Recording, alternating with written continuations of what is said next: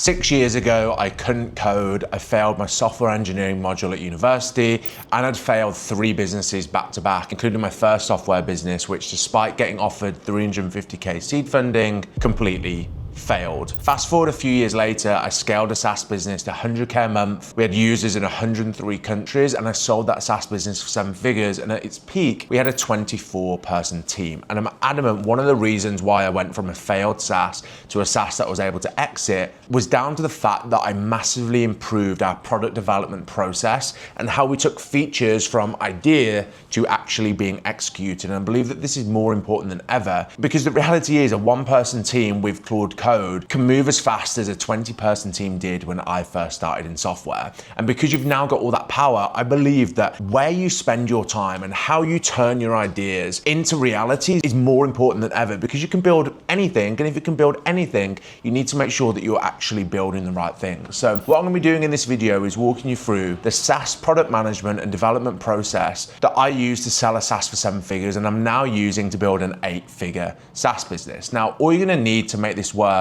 at its core is a product management software such as Jira, Linear. You can even use Notion. You can even use a Google Sheet if you want to. Now, you're essentially going to be putting tickets into there, and those tickets are going to be coming from 3 different areas. First, your bugs, then customer requests, and your ideas. And what really makes this work and make it more likely that you're going to build a profitable SaaS business is how you decide which of those tickets you should actually work on.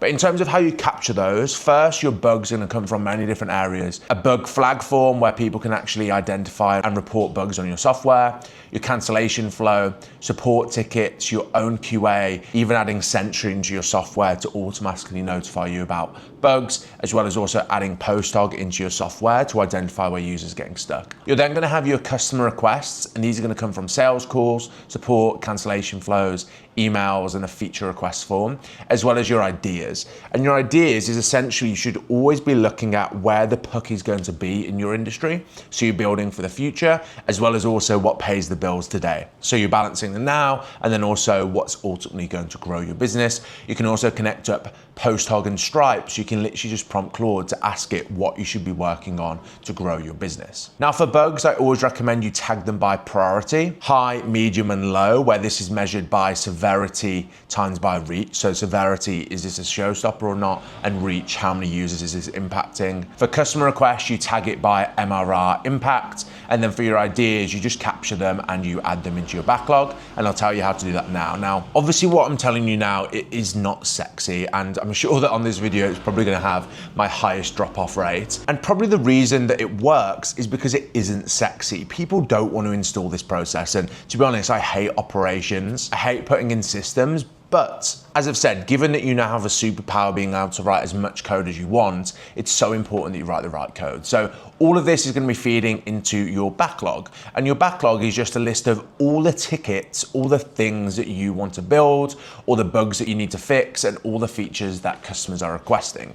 Now, I personally like Jira because you can record a Loom video, and on Loom, you can literally click create ticket. So you can describe the bug, what it's facing, you can go over the error log, and then you can turn that Loom video into a ticket. And obviously, if AI has context from that Loom video, which it will because you create it from Loom to Jira, AI is going to be much more likely to be able to fix that ticket. So that's why I like that. However, you should make sure that you automate as much as possible of all the tickets going into the backlog. So customer and bug feature requests from the form in your software, as well as things identified in Sentry, should automatically drop tickets into your backlog. So it's constantly being filled up. And outside of that, I actually used a Zapier form, which had these fields in. I created a form so that if I was out and about, if I had an idea, maybe I was at the gym, had a customer call, it was very easy for me to fill in that form. It would automatically create a ticket, and I'm not having to open Jira or Linear every time just to be able to fill out the information. This is a lot easier, and I recommend you set it up. You set up the connection from Zapier to Jira, and obviously you can also connect Intercom, your support software, into Jira as well, so that everything is flowing through. And that also has the benefit so that everything is query queryable. So these are screenshots from the software I sold for 7 figures. And we literally have releases. I think this goes all the way back to 2023. And obviously AI wasn't anywhere near that it is right now, but if I was still growing that business, I would be able to query all of the releases, compare that data against Stripe and Posthog, and figure out which releases, which features, and which things that we were working on in the product actually had an impact on churn and MRR. These are things that it would have literally, you probably would have had to have paid tens, maybe hundreds of thousands of dollars to have a product analytics expert come in and do all of this research for you. So not only is this going to give you a central place of truth, but it's also going to allow you to prioritize what you work on from there, because you'll constantly have a list of all the tasks that you need to work on. From there, what you're going to do, I want you to work in 1 week sprints. A sprint is basically a limited period of time where you're going to have a fixed number of tickets that you're going to work in. So you can see here, my software that I had, it had a extension and a dashboard. Unless you have 2 areas of your product, you don't need to do this, but you essentially have, release 1.0. That's going to be a 1 week sprint. And in that release is going to be a list of tickets that you work on. What I want you to do is spend half a day every single week. And that's, again, a lot of time, but it's so important to do this review. And what you're going to do, you're going to turn all your tickets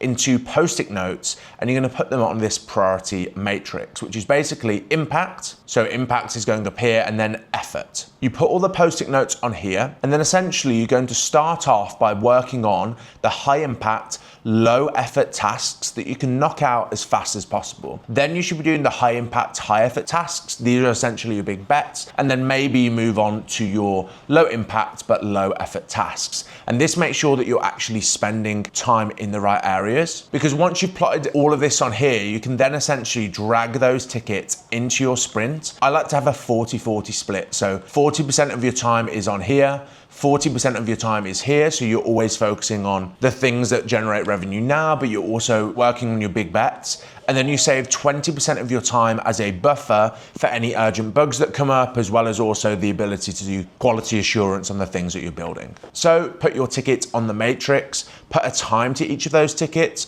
decide the time that you have available in a sprint, and then move the tickets that you can complete into that sprint that you're then going to be completing in the week. So you then start building. You start on the Monday afternoon and you finish either on the Thursday if you work Monday to Friday, or on the Saturday if you work 7 days a week. And what this means is you always have 1 day left at the end of the sprint to complete QA, release the features, do all the testing, and then share the release notes. And I really like this tight feedback loop and this tight release cycle, because you're constantly releasing new features, you're constantly getting new feedback, and you're able to figure out what is and isn't working. Obviously, at the end of that, you then release a change log. So that is basically what you've released in that week. And you can also notify the specific people who ask for certain features. So you'll notice in the form where I actually store all the ideas that I have, you'll notice that I'm storing a username and user email, so that then each ticket has the user that requested that feature or reported that bug. And obviously when it's been fixed or rolled out,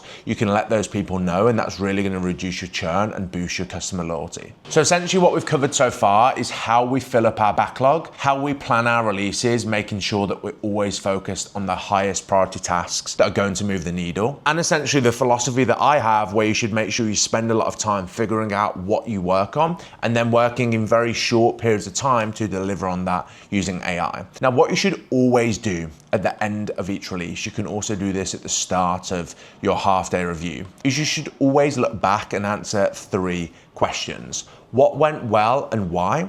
What didn't go well and why? And how can you improve in the next sprint to make sure you're constantly learning from those mistakes? And if you're a solo founder or you have a small team, the benefit of doing it the way that I've just walked you through is you can then ask AI based upon all the information that you have, because it'll have access to your backlog, Stripe, Posthog, support, etc. So all the information about your business, and you can ask it these questions itself to make sure that you're always building the things that actually impact the numbers that matter in a SaaS business, such as NRR, churn, MRR, LTV, etc., etc. And by doing this at the end of each sprint, it's just going to mean that you're going to stay on course to the things that are actually going to move the needle. Now, as I've said, I'll add a link to this in the description. Now, if you want to work with me one-on-one to scale your SaaS business and implement these processes in, as well as all the other things that I learned from scaling a SaaS to a 7-figure exit, feel free to check out the second link in the description, where you can book a discovery call with me to learn about my services and working with me. And of course, if you've enjoyed this video, please make sure to subscribe, and I'll see you in the next one.